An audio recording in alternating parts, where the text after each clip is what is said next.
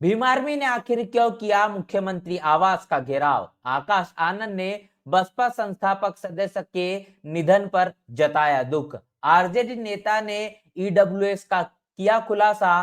प्रकाश अंबेडकर ने बताया लोकतंत्र और चुनाव प्रक्रिया की अहमियत। और इतना ही नहीं तो उड़ीसा से जो तस्वीरें निकल कर आई, देखकर आप जाएंगे चौक। और इसी के साथ साथ ये खबर सुनिए कि रेखा गुप्ता दिल्ली प्रदेश की नई मुख्यमंत्री, इनके पुराने ट्वीट आखिर क्यों हो रहे हैं जमकर वायरल। तमाम खबरों को लेकर आपके बीच में हाजिर हो चुका हूं। मैं हूं पराग महेंद्र, आप देख रहे हैं नेशनल चौपाल। इस देश का मनुवादी जातिवादी मीडिया जो खबरें आपके साथ साझा नहीं करता, जिसको जानना समझना आपके लिए काफी ज्यादा आवश्यक है, उन तमाम खबरों को लेकर आपके बीच हम हाजिर हो चुके हैं। सबसे पहली खबर से आपको रूबरू करते हैं। आज भीम आर्मी आजाद समाज पार्टी के जरिए एक बड़ा आंदोलन किया गया। जिस आंदोलन की वजह यह थी कि जिस तरीके से सतनामी समाज के लोग बड़े पैमाने पर बाबा साहब को, संत रविदास को, इतना ही नहीं तो तमाम महापुरुषों को, खासतौर पर घासीदास को जो मानने का काम करते हैं,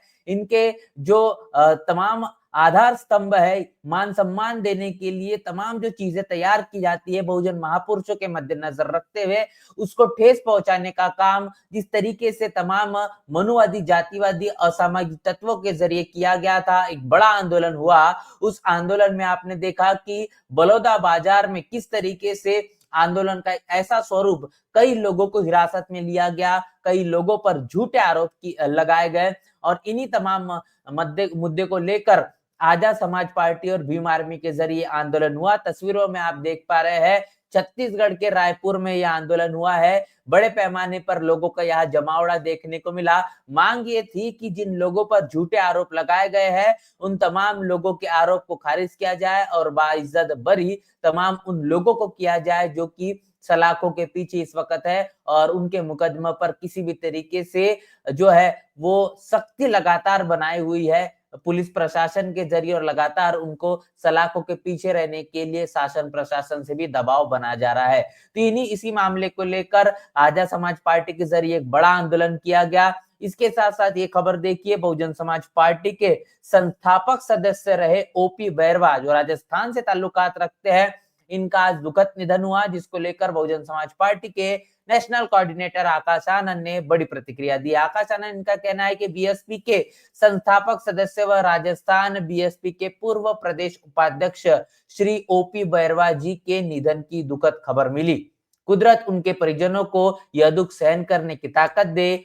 ओपी बैरवा जी 1977 से बहुजन मूवमेंट के लिए सक्रिय रहे और बामसेफ के पूर्व प्रदेश अध्यक्ष, प्रदेश संयोजक तौर पर भी उन्होंने बड़ी जिम्मेदारी निभाई है।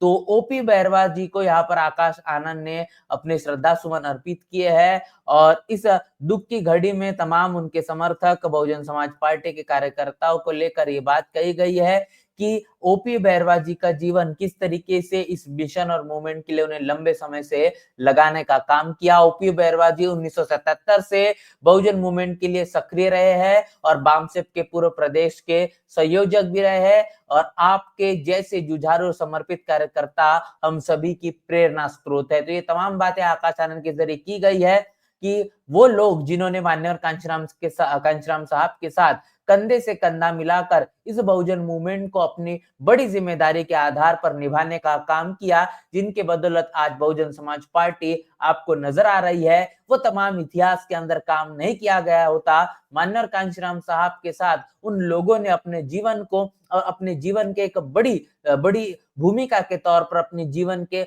पूरी युवा अवस्था को कुर्बान नहीं किया होता, तो ना आज बहुजन मिशन मूवमेंट आपको कहीं नजर आता, न बहुजन समाज पार्टी नजर आती। तो इसीलिए ओपी बैरवा जी का ये निधन बहुजन समाज पार्टी के लिए काफी यहाँ पर धक्कादायक है और इसी के लिए बहुजन मिशन मूवमेंट की सबसे बड़ी क्षति भी यहाँ पर देखी जा सकती है। इसी के साथ साथ अगली खबर देखिए, यह तस्वीरें आपको इस बात को सोचने समझने के लिए मजबूर कर देगी और कहने का यह आपको सोचना पड़ेगा, सवाल आपके दिमाग में खड़ा हो जाएगा कि फिर एक बार भारत ये बुद्ध का देश है। आप जहां खोदेंगे वहां पर बौद्ध विरासतें आपको मिलेगी। इतिहासकार डॉक्टर राजेंद्र प्रसाद सिंह, इनके जरिए तमाम तस्वीरें साझा की गई है। इन्होंने कहा है कि तो रत्नागिरी उड़ीसा की खुदाई चल रही है, नए नए तथ्य सामने आ रहे हैं, तथागत बुद्ध के टूटे सिर मिल रहे हैं और एकाश्मश हाथी मिला है, सिंह पिठिका मिली है, बहुत सारे वोटिव सपूत मिले हैं, स्तूप मिले हैं और रत्नागिरी में महाविहार का लिखित सबूत मिला है। तो इतिहासकार डॉक्टर राजेंद्र प्रसाद सिंह, इनका ये दावा है कि रत्नागिरी उड़ीसा में जो खुदाई हुई है, जहां पर तमाम तरीके की यहाँ पर अवशेष मिले हैं, इस बात से फिर एक बार साबित होता है कि तथागत बुद्ध का सिर मिलना, एकाश्मश हाथी मिलना, सिंह पिठिका मिलना, ये बताता है कि यहाँ पर एक बड़ा स्तूप था और रत्नागिरी में एक महाविहार भी था, जिसके जो दस्तावेज जिसके सबूत में मिले हैं। तो आप देख पा रहे हैं कि जब जब भी जहां पर खुदाई होती है, वो तमाम तस्वीरें आपको देखने को मिलती है कि जहां पर लगातार बुद्ध जो भारत से ताल्लुकात रखते थे और ये तमाम सम्राट अशोक के जरिए 84,000 बौद्ध विहार, बौद्ध स्तूप बनाने का काम हुआ। इस तरीके के अवशेष फिर एक बार साबित होते हैं कि जहां-जहां पर भी सम्राट अशोक को यह लगा कि वहां-वहां पर बौद्ध विरासतें होना आवश्यक है, जो इतिहास में आने वाली पीढ़ी को जानना समझना आवश्यक है, वो तमाम जगहों पर बड़े पैमाने पर इस तरीके से अवशेष मिलते हैं। तो यह अवशेष बताते हैं कि किस तरीके से भारत एक बौद्ध राष्ट्र था, भारत में एक बड़े पैमाने पर बौद्ध राजा हुए और उनके माध्यम से इस तरीके की विरासतों को तैयार करने का काम हुआ, जो आज लगातार खुदाई में बड़े पैमाने पर देखने को मिलती है। अगली खबर देखिए, ये अगली खबर है आरजेडी से जो निकल कर आ रही है। आरजेडी के जो प्रवक्ता है प्रियंका भारती, उनके जरिए क्या कुछ कहा गया है। प्रियंका भारती, इनका यह कहना है कि एमपी हाई कोर्ट ने सरकार से सवाल किया है, जिस सवाल में ईडब्ल्यूएस आरक्षण का लाभ सिर्फ सामान्य वर्ग को देना अन्याय बताया है। इसी बात को मैं लगातार उठाती हूं। उनका यह कहना है कि गरीब सिर्फ क्या 10% आबादी है क्या, बाकी दलित पिछड़ा आदिवासी सोना का चम्मच लेकर पैदा हुआ है। ईडब्ल्यूएस में सभी को जोड़ो। तो ईडब्ल्यूएस में खासतौर पर जिस तरीके से सवर्ण तबके से आने वाले उन गरीब लोगों को शामिल किया जाता है, जिस शब्दों का इस्तेमाल किया जाता है अमूमन तौर पर, जिनकी जो संपत्ति है वो इस दायरे से कम होना चाहिए, वो ईडब्ल्यूएस में आएंगे। ऐसे ईडब्ल्यूएस कोटा देने का काम जो किया गया है, तो क्या इस देश की 10% जो आबादी है, क्या वही गरीब है? बाकी क्या दलित, आदिवासी और पिछड़ों को उनको जो मान सम्मान के आधार पर उनको उनके संख्या के मुताबिक जो रिजर्वेशन आरक्षण मिलना चाहिए था, क्या वो मिल पा रहा है या फिर नहीं, ये बड़ा सवाल है। और इसके साथ साथ प्रियंका भारती, इनका ये कहना है दलित, आदिवासी, पिछड़ा क्या सोना का चम्मच लेकर पैदा हुए हैं, ईडब्ल्यूएस में सभी को जोड़ा जाए। तो इस तरीके की बात यहाँ पर ईडब्ल्यूएस को लेकर प्रियंका भारती आरजेडी की प्रवक्ता के जरिए कही गई है। इसके साथ साथ मैं बता दूं कि वंचित बहुजन आघाड़ी के जरिए प्रकाश अंबेडकर का एक बड़ा बयान है। प्रकाश अंबेडकर ने इस बयान को लेकर यह साझा कर दिया और बता दिया कि चुनाव आयोग और चुनाव आयोग के साथ साथ देश में चलने वाला लोकतंत्र और चुनावी प्रक्रिया की अहमियत कितनी ज्यादा है।